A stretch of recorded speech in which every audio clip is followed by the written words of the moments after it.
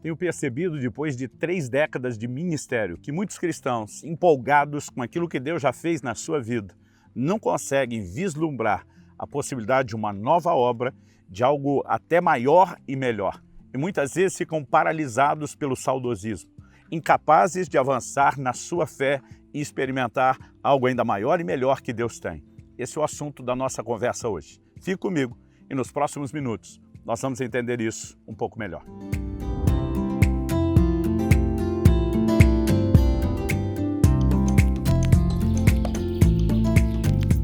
Estou hoje em Barbalha, Ceará, no sertão nordestino. E é interessante perceber que nessa época em que estamos aqui gravando é a época das chuvas e o cenário é completamente diferente de boa parte do ano.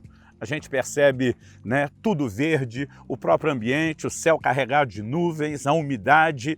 Isso me faz perceber que basta um pouco de chuva para que tudo mude. Na Bíblia, as chuvas estão relacionadas ao mover de Deus, ao derramar do seu Espírito Santo, e é sobre isso que eu quero falar. A capacidade de Deus mudar completamente, não apenas a vida de pessoas, mas cenários, épocas, estações em que a igreja vive. E eu quero chamar a sua atenção, começando por um texto de Isaías, capítulo 43, versículos 18 e 19, que diz: "Não fiquem lembrando das coisas passadas, nem pensem nas coisas antigas. Eis que faço uma coisa nova.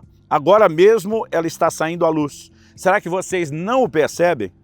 Eis que porém um caminho no deserto e rios nos lugares áridos." Nessa porção das Escrituras, Deus está falando sobre a importância de que a gente não fique preso à memória das coisas passadas, mas tenha a capacidade de enxergar ou vislumbrar aquilo que Ele ainda quer fazer.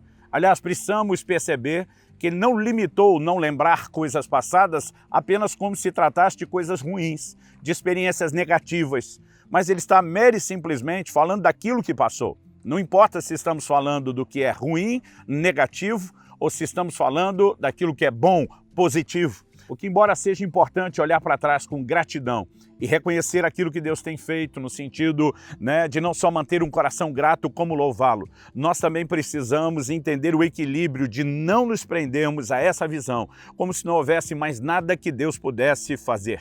Aqui Ele está dizendo: eu faço uma coisa nova.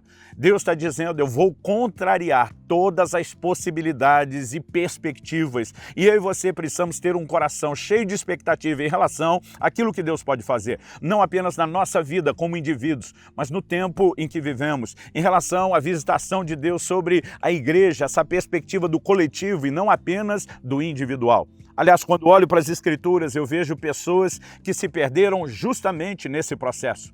Quando vemos o momento da passagem de bastão de Elias para Eliseu, no momento em que Deus leva Elias ao céu, num redemoinho, depois dos dois terem sido separados por um carro de fogo, a palavra de Deus nos mostra aqui a atitude de Eliseu, é passar a mão no manto de Elias que caiu. Ele olha para o Jordão, e eu fico imaginando o que é que passou na cabeça dele. Eliseu havia atravessado o Jordão a pé enxuto para chegar daquele lado. E na minha cabeça, a Bíblia não dá detalhes sobre isso. Eu imagino o Eliseu olhando para aquele Jordão e pensando consigo mesmo: é ruim que eu vou voltar nadando. Depois de ter experimentado o sobrenatural, o posicionamento de Eliseu é: o que Deus fará na minha vida não será inferior àquilo que Ele já fez. É no mínimo daqui para frente, não daqui para trás. É daqui para melhor, não daqui para pior. E ele fere o Jordão com um grito que para mim é muito significativo. A Bíblia diz que ele brada, gritando: onde está o Deus de Elias? A pergunta de Eliseu não é onde está Elias. Elias havia partido, Elias não voltaria mais. A fase de avivamento, a estação profética de visitação de Deus através de Elias havia se encerrado. O que Eliseu sabia é que o Deus de todos os moveres ainda estava presente. E eu e você precisamos entender que, apesar de haver ciclos, estações de visitações de Deus que são distintas, e honestamente eu não sei explicar isso. Eu sei que na década de 60 e 70 o Brasil foi visitado por um poderoso derramar do Espírito Santo, que ficou conhecido como movimento de renovação espiritual. Eu não vi praticamente nada disso porque eu nasci no finzinho de 72. E mesmo no final desse mover, na década de 70, eu ainda era muito criança. mas eu sei que na década de 80, de uma forma generalizada pelo Brasil, nós tivemos um mover de Deus muito interessante que mudou completamente a adoração da igreja brasileira.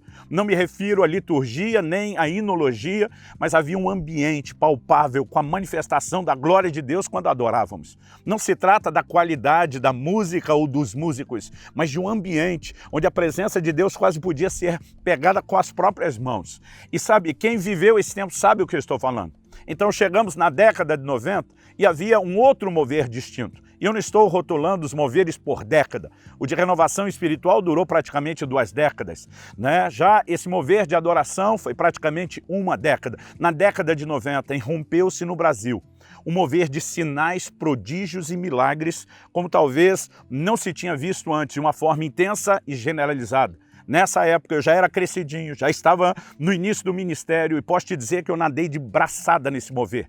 Víamos curas, milagres acontecendo em todo lugar, por toda parte, sem nenhum esforço. A gente brincava que bastava o pregador dar um espirro, alguém já era batizado no Espírito Santo sem nenhum esforço. E sabe, a verdade é que nós vamos percebendo ciclos. A partir do ano 2000, o foco começou, né, a direcionar-se em relação a não só o evangelismo, mas o crescimento da igreja, a consolidação dos frutos, e sempre nós temos vivido manifestações diferentes.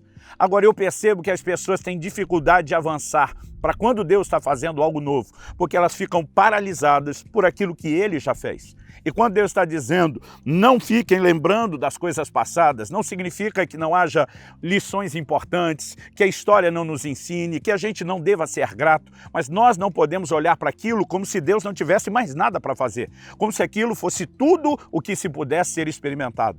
Então logo o Rio Jordão se abre e Eliseu passa. A Bíblia diz que os filhos dos profetas chegam até ele. Isso está registrado em 2 Reis, no capítulo 2. A Bíblia diz que eles chegam até Eliseu com um pedido. Qual era o pedido que eles fizeram? A Bíblia diz que a afirmação desses filhos dos profetas foi a seguinte, verso 16. Eis que há entre os seus servos 50 homens valentes. Deixe-os ir em procura do seu mestre. Pode ser que o Espírito do Senhor o tenha levado e lançado em alguns dos montes ou em alguns dos vales. Porém ele respondeu, não mandem ninguém. Mas eles insistiram com ele, até que constrangido ele disse, pode enviar os homens. E enviaram 50 homens que o procuraram durante 3 dias, porém não acharam. Então voltaram para junto de Eliseu, que tinha ficado em Jericó, e ele lhes disse, eu não disse que vocês não deveriam ir? O que é que nós temos por trás desse episódio? Por que é que esses homens queriam procurar o corpo de Elias? Talvez a melhor forma de entender esse episódio seja uma análise cultural, o contexto cultural. Bom, em primeiro lugar, aquele povo valorizava muito mais do que nós um velório. Aliás, quanto mais importante havia sido a pessoa, mais tempo durava um velório. A Bíblia vai falar de velórios de 7 dias até 30, 40 e 70 dias. Nós precisamos entender que, ao quererem buscar o corpo de Elias, eles queriam chorar, eles queriam lamentar a perda do homem de Deus, do mover que tiveram, do tempo de avivamento que viveram. E essa é a verdade, que muitas pessoas estão presas no mover que já terminou, no mover passado, e elas não conseguem vislumbrar o novo de Deus. Quando Eliseu que está dizendo para eles, não precisam ir, não precisam procurar o corpo, né? Eliseu tinha um outro entendimento, ao ferir as águas e bradar, onde está o Deus de Elias? Ele está dizendo, e daí que Elias foi embora? E daí que o mover específico terminou? O Deus de todos os moveres continua conosco. Certamente Ele fará algo novo, certamente Ele fará algo extraordinário. Isso também me faz lembrar daquela declaração que lemos no livro de Esdras, quando nós temos, na verdade, a reconstrução do templo do período pós-exílio de Babilônia. A Bíblia nos diz que no dia da inauguração do templo, houve 2 multidões concorrendo com 2 tipos de sons e de ruídos distintos. A Bíblia diz que os velhos choravam em alta voz, mas a Bíblia diz que os jovens, eles na verdade estavam rejubilando. Por que é que os jovens estavam, naquele momento de gozo? Porque eles tinham nascido no exílio de Babilônia. Eles não conheceram o templo antigo de Salomão. Eles apenas ouviam falar da manifestação da Shekinah, a glória de Deus, sem nunca terem presenciado nada disso. Agora, pela primeira vez na história, eles estão próximos de contemplar aquilo que eles só ouviam falar que Deus podia fazer. E eles estão empolgados com isso. Mas os velhos estavam chorando. E o que é que está por trás daquele choro? O saudosismo. Mas, ao mesmo tempo, é como se houvesse uma declaração velada, não verbal, dizendo à nova geração, nunca que o templo de vocês será tão bom quanto o nosso foi. Nunca que o mover que vocês vão experimentar será tão extraordinário quanto o mover que nós experimentamos. Esse é um exemplo de gente paralisada no mover passado. Não estou nem falando daqueles que estão paralisados em traumas ou circunstâncias ruins, mas gente que ficou presa em coisa boa que Deus fez e está incapaz de avançar. É para esse grupo que Deus levanta profetas como Ageu para dizer: ei, a glória da última casa será maior do que a primeira. Deus está dizendo: eu me movo para frente, não para trás. O meu mover é crescente, é progressivo. É como se Deus estivesse tentando dizer: não há chance de que aquilo que eu tenho de novo para fazer seja menor, né, ou pior do que aquilo que já foi realizado. E eu e você precisamos carregar uma certeza, eu e você precisamos carregar uma convicção de que servimos a um Deus que faz coisas novas e que de vez em quando precisa nos lembrar, não fiquem lembrando das coisas passadas, que precisa dar uma chacoalhada em nós, dizer: será que vocês não percebem?